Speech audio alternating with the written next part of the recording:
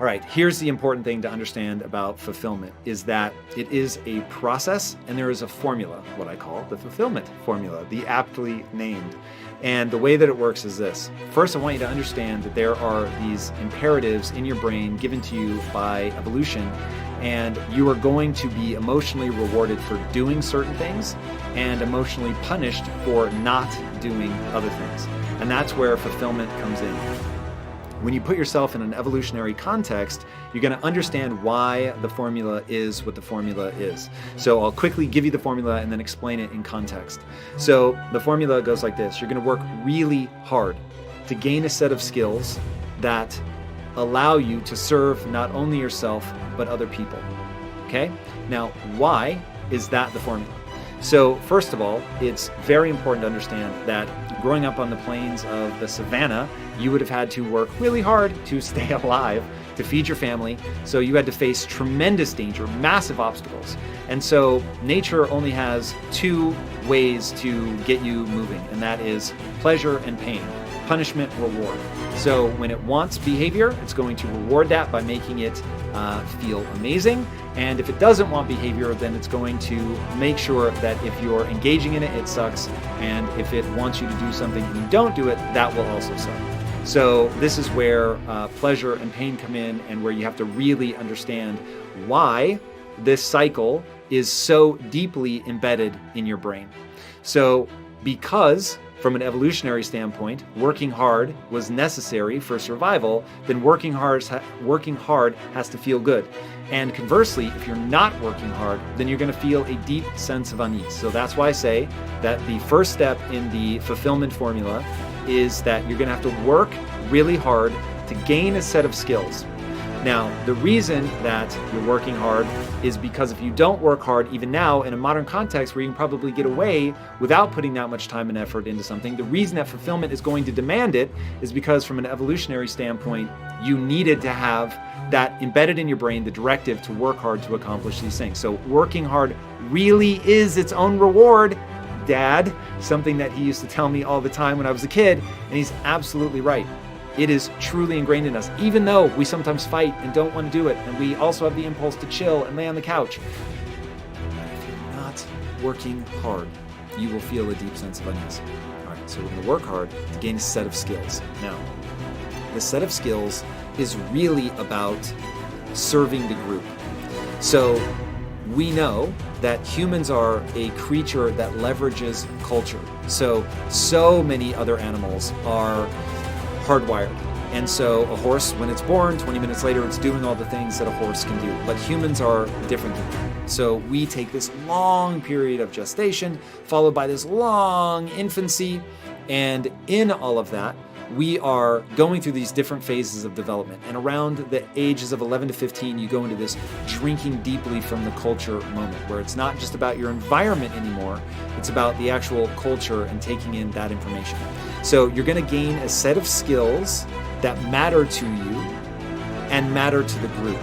Okay, and that's the part of culture. So you're working really hard to gain the set of skills that matter to you and the group, something that's exciting to you. You just enjoy doing it. That's very important for fulfillment. And then it allows you to serve not only yourself, but the group. Because we're a social creature, we of course need to be rewarded for doing things for the group, and we're going to be punished for not doing things for the group in our own minds. Okay, that's very important.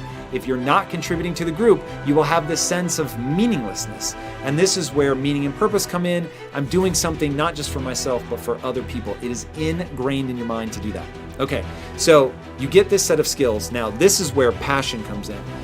You want to be developing a set of skills that you're deeply passionate about, but understand passion also is a process. So you start with something you find interesting, you engage with it.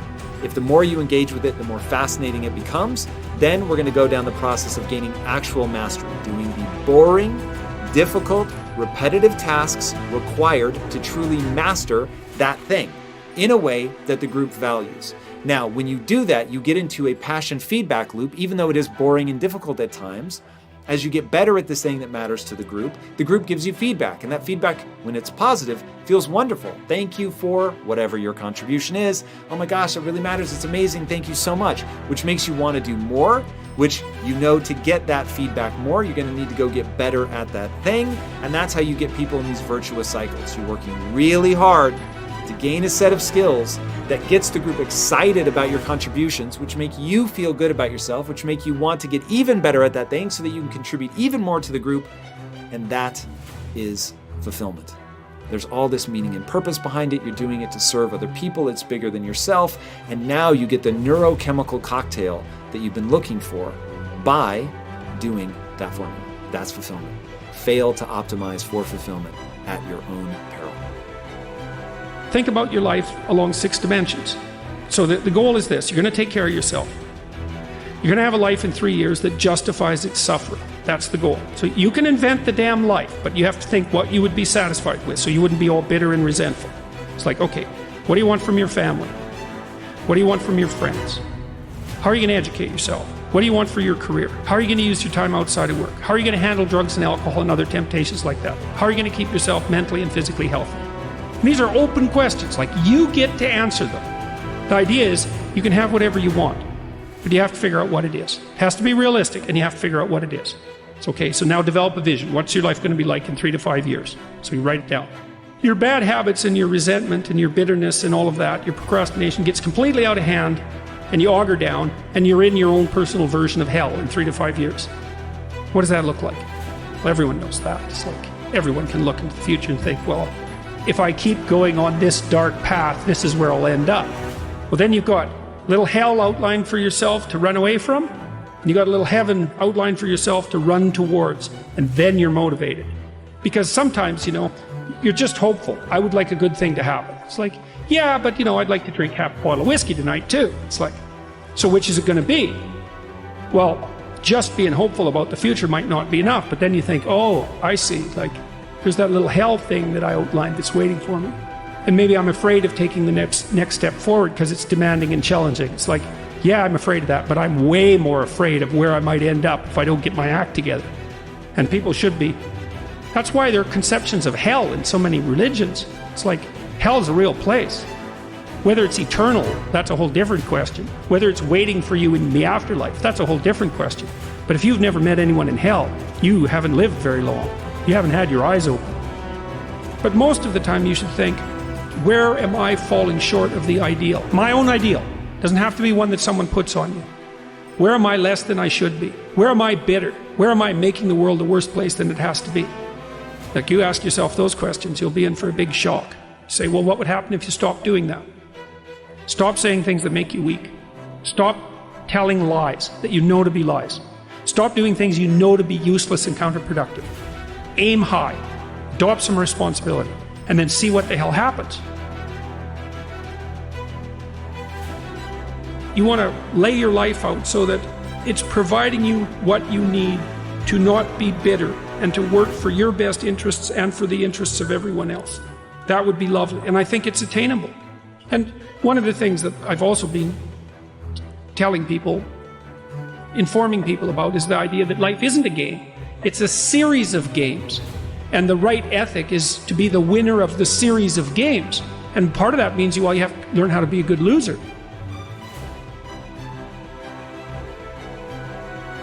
Let's say that you can pick your level of competition in life to some degree. Okay, so let's say you pick a level of competition where you're always winning. It's like, well, all that means is you picked the wrong level of competition. Yes. To be a winner, you want to be disciplined, you want to know what you're doing, and then you want to be on the edge where your skills are being developed. And if you're going to be on the edge where your skills are going to be developed, you're at a place where losing is always a possibility. Because otherwise you're not pushing yourself beyond your current capacity. One of the things that I've outlined in 12 Rules for Life is a theory of meaning. Because meaning, as far as I'm concerned, the sense of meaningful engagement is the antidote to malevolence and suffering, essentially. Because you want to have a life that's so engaging that you think, despite the fact that I'm limited and that we're mortal and that life is tragedy and there's evil in the world, despite all that, this is worth doing. Life is suffering and betrayal in many senses of the word, but you can adopt a way of traversing through life that is more powerful than the tragedy and the malevolence. Get your act together. Stand up forthrightly. That's rule 1. Stand up straight with your shoulders back. It's a vulnerable position, right? Because you're open. But it's a powerful position because it means that you're brave enough to take what's coming. And it isn't like what's coming isn't dangerous. It's dangerous. So, but your best bet is to be dancing on your feet and ready for it. Pay attention and be awake.